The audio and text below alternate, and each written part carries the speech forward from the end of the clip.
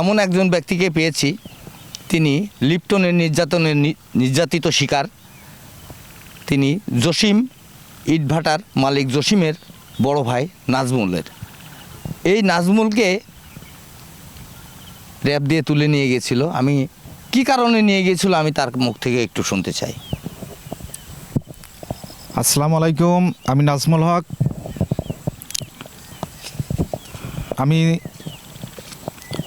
আপনাদের কাছে যে বিষয়টা তুলে ধরতে চাই সেটা হলো গত 2023 সেপ্টেম্বর মাসের 1 তারিখ হঠাৎ করে আমার ভাটায় 6 জন আসে। 6 জন এসে প্রথমে ওনারা কাস্টমার সেজে এসে আমার কাছে 3000 ইটের ভাড়া করতে বলে। এক পর্যায়ে আমি ওনাদের ইট নেওয়ার জন্য গাড়ি এবং ড্রাইভার ঠিক করতে যাই। সে সময় ওনারা আমার সাথে অন্যরকম আচরণ শুরু করে এবং ঠিক 5 মিনিট পর দেখা গেল যে 20-25 জনের মতো মাইক্রো র্যাবের গাড়ি সহ এবং 3টা মোটরসাইকেলে, যেগুলি ছিল অপরিচিত। তো ওনারা এসে আমাকে অফিস থেকে প্রথমে আমাকে ধরাশায়ী করার পরে ওনারা আমার এখানে সিসি ক্যামেরা ছিল। সিসি ক্যামেরা থাকার কারণে দেখা গেছে যে বারবার আমাকে অস্ত্র দিতে গেছে, কিন্তু তারা অস্ত্র দিতে ব্যর্থ হয়েছে, কারণ আমার ভাটায় 16টা সিসি ক্যামেরা ছিল। পরে আমাকে মাঠের মধ্যে নিয়ে এসে আমার অফিস থেকে 1/4 কিলো ডিস্টেন্স এনে এখানে র্যাবের গাছ দেখিয়ে তারাই নাটক সাজিয়ে সেই গাছে হাত দিয়ে কেউ গাছ উপড়িয়ে আমাকে অ্যারেস্ট করা হয়। কিসের গাছ ওটা? ওটা আসলে গাজার গাছ সম্পর্কে কোনো কনসেপ্টই নাই। আমি গাজার গাছ চিনি না, জানি না, আমি কি করে বলবো। তো ওনারা আমাকে জিজ্ঞেস করলেন, এটা কি তুমি কখনো দেখেছো? আমি বললাম যে না, আমি দেখি নাই, গাছ তো সম্পর্কে আমার কোনো আইডিয়া নাই। পরে ধরেন আমাকে অস্ত্রও তারা দেওয়ার জন্য বারবার চেষ্টা করেছিল। একটা পর্যায়ে আমার সিসি ক্যামেরার কারণে সেটা সম্ভব হয়নি।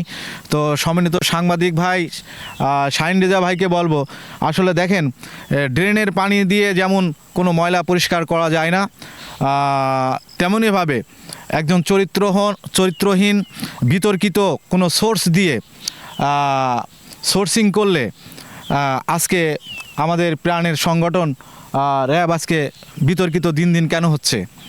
যে আমার মতো একটা ছেলেকে ধরে নিয়ে তারা এরকম, শুধু আমি না, আমার মতো এরকম আরও মনিরুল সাহেব দুর্বাচারা, ওনাকেও ঠিক এভাবে ফাঁসানো হয়েছিল। আরিফকে কমলাপুর থেকে অস্ত্র দিয়ে ঠিক এরকম ফাঁসানো হয়েছিল। ভবানীপুর এখন পরিষদের মেম্বার রাশিদুল সাহেবকে এরকম ফাঁসানো হয়েছিল। শৈলগাড়ি আনারুলকে এরকম ফাঁসানো হয়েছিল।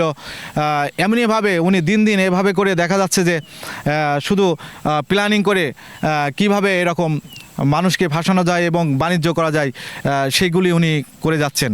তো আমি প্রশাসনের ভাইদেরকে বলবো যে আপনারা আমাদের এলাকায় যে চরিত্রহীন বিতর্কিত যে সোর্সিং যারা করে যাচ্ছে, আপনারা এই সোর্সের কাছ থেকে কোনো তথ্য নেওয়ার আগে আপনারা আগে যাচাই বাছাই করে নেবেন যে আসলে সোর্সটা হলো আপনার আমাদের বিতর্কিত লিপ্টন এবং লিপ্টনের সহচারী যারা আছেন, তাদের আমি নাম বলতে পারছি না, তবে লিপ্টনের বেশ কিছু সহচর আছে যারা এরকম প্ল্যানিং করে কিছুদিন পর পর এরকম প্ল্যানিং করে ভালো মানুষকে কিভাবে ফাঁসানো যায়। আমি আমার কথাই বলি, আমার বাবা আমাকে ছোটোবেলা থেকে দোকানপাটে পর্যন্ত যেতে দেয় নাই। এলাকার কোনো মানুষ আমার সম্পর্কে কোনো স্পট দিতে পারবে না, কোনো ক্লেম দিতে পারবে না।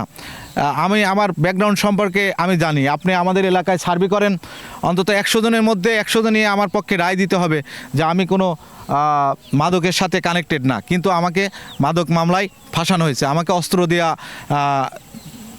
দেওয়ার চেষ্টা করা হয়েছিল। আজকে আমার মতো একজন মানুষ, যারা আমরা সাধারণ জীবনযাপনে অভ্যস্ত, সকালবেলা ঘুম থেকে উঠে সন্ধ্যা পর্যন্ত আমরা ঘাম ঝরানো মেহনত করি, এই মেহনত দিয়ে আমরা সামাজিকভাবে শান্তি শৃঙ্খলার সাথে বসবাস করতে চাই, কিন্তু এই বিতর্কিত চরিত্রহীন কিছু সোর্সিং যারা প্রশাসনকেও বিতর্কিত করে ফেলছে, তাদের এই অপকর্মকাণ্ডে প্রশাসনও বিতর্কিত হয়ে যাচ্ছে। স্পেশালি আমাদের কুষ্টিয়া প্রশাসনের ভাইদেরকে সবিনয় বলছি যে আপনারা যাকে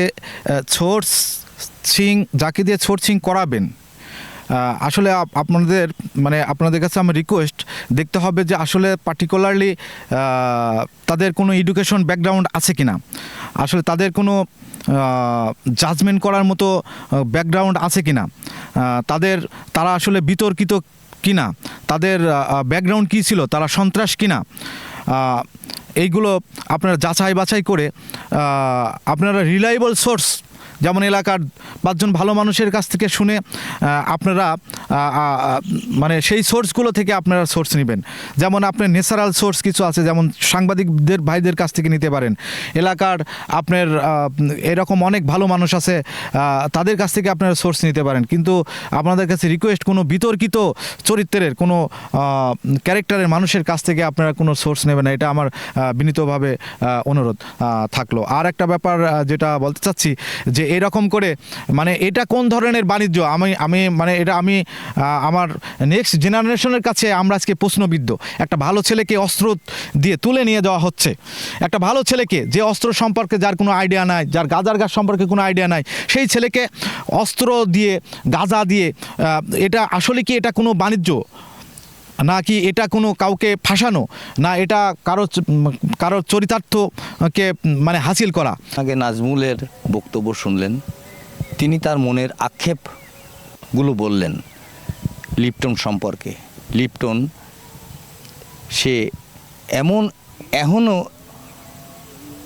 অপকর্ম করে নাই যে সবারই অজানা। তিনি এলাকার এমন কোনো ব্যক্তি নাই যে তাদের উপর নির্যাতন করে নাই।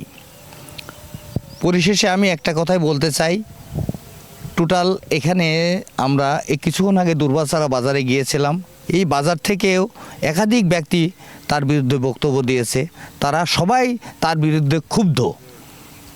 আমি যে লিপ্টন বহু অপকর্মের মূল হোতা এবং সন্ত্রাসী, সে একসময় শ্রমজীবী মুক্ত আন্দোলনের শীর্ষ নেতা ছিল, তার ওই থেকে সে চলে আসে র্যাবের সোর্সিং হিসাবে।